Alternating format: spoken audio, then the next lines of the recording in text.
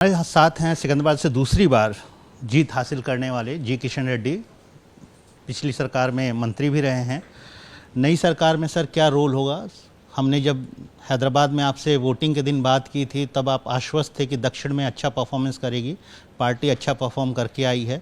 तेलंगाना की बात करें तो ऑलमोस्ट 100% इंक्रीज ऑफ सीट्स हैं। क्या रोल देखते हैं अपने लिए और दक्षिण की राजनीति कैसे बदलेगी अब?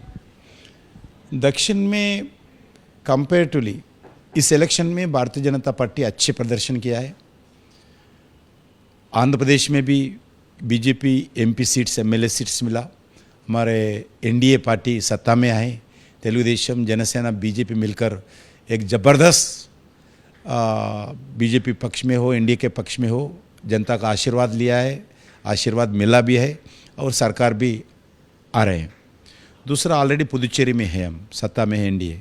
कर्नाटक में भी जितना कांग्रेस सरकार जीतने के बाद भी इस 8 महीने के अंदर 7 महीने के अंदर अच्छा फिर वोटिंग परसेंटेज कम असेंबली इलेक्शंस कंपेयर किए तो भारतीय जनता पार्टी को बढ़ गए, लगभग अच्छा सीट मिला है।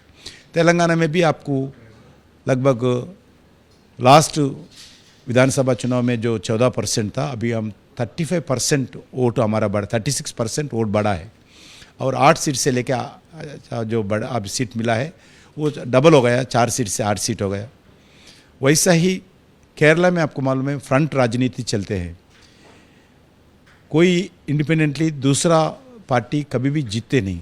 वैसे जगह में भी अच्छा वोट मिला, एक सीट भी पहली बार एमपी सीट मिला है। तमिलनाडु में लगभग 20% वोट मिला है। इसलिए मेरा विश्वास है आने वाले दिन में दक्षिण में Bharatiya Janata party N roots में जाएंगे और अच्छे प्रदर्शन करेंगे।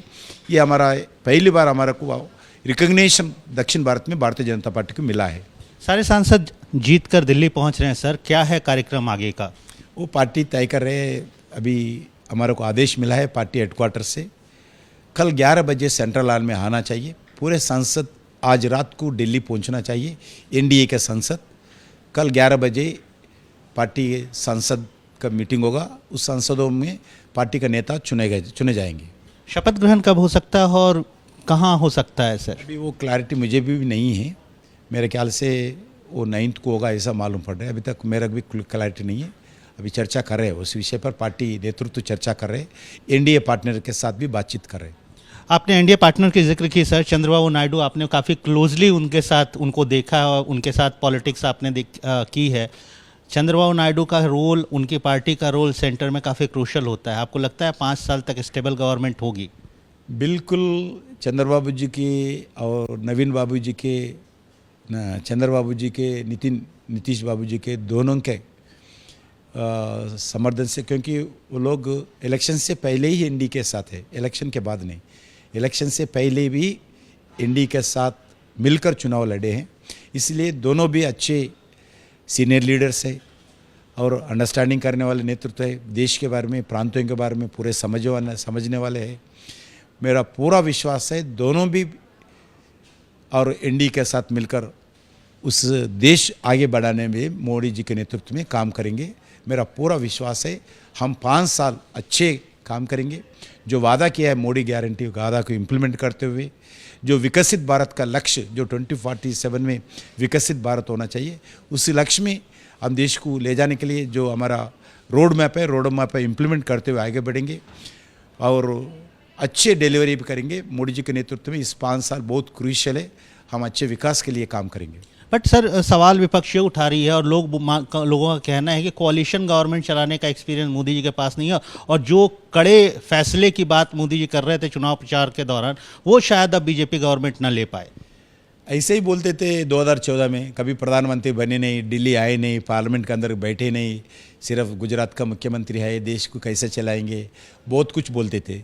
आप 10 साल में मोदी जी क्या है, कैसा नेतृत्व किया है, सारी दुनिया, नॉट ओनली इंडिया, सारी दुनिया जानते हैं, दुनिया पहचाने हैं मोदी जी के नेतृत्व को। अभी कोलिशन सरकार में भी पहले भी थे, पहले भी हमारा मंत्रित्व शाखा में महाराष्ट्र से, उत्तर प्रदेश से और अलग अलग प्रांतों से, बिहार से कोलिशन सरकार हम भी चलाए। इसलिए उनका एक्सपीरियंस है। संगठन में एक्सपीरियंस, बहुत साल काम किया, गुजरात के मुख्यमंत्री के नाते काम किए, प्रधानमंत्री के नाते काम किए, एनडीए सरकार 10 साल चलाए, इसलिए कोई प्रॉब्लम नहीं होगा। अच्छे ज़बरदस्त सरकार और मजबूत सरकार और काम करने वाले, डिलीवर करने वाले सरकार जैसा 10 साल काम किए, उससे ज़्यादा एक्सपीरियंस से इस आने वाले 5 साल में काम करेंगे। पहले चर्चा हो रही थी सर कि इंडिया अलायंस के लोग जो हैं वो एनडीए के पार्टनर्स को तोड़ने की कोशिश करेंगे, उनके संपर्क में भी हैं, लेकिन अब ऐसा लगता है कि उन्होंने दो चीज़ें हैं। एक तो ये कहा है कि हम सही समय पर सही कदम उठाएंगे, दूसरा राहुल गांधी को विपक्ष का नेता, इसको कैसे देखते हैं? मैं कांग्रेस पार्टी को बताना चाहता हूँ, हमारे एनडीए पार्टनर्स को तोड़ने का जो आप प्रयास कर रहे, उसमें पूरा आप लोग कामयाबी नहीं होगा, जीरो कामयाबी मिलेगा आपको।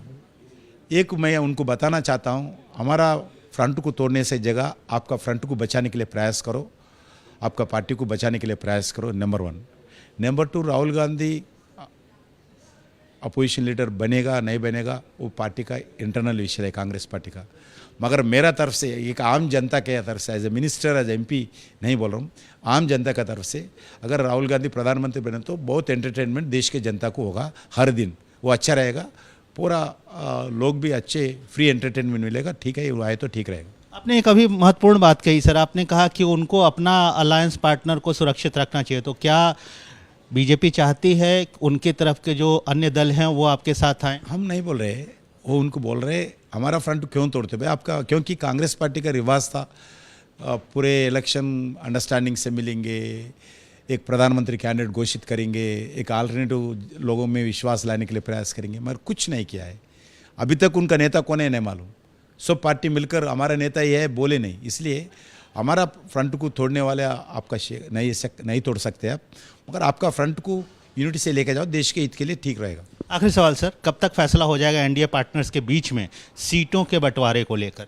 हो गए ना, सीटों में बंटवारा हो गया और इलेक्शन भी हो गया, जीत गए भी। अभी कैबिनेट के अंदर की बात, कैबिनेट वो प्रधानमंत्री लेवल पे होता है, वो हमारा संबंधित विषय नहीं है।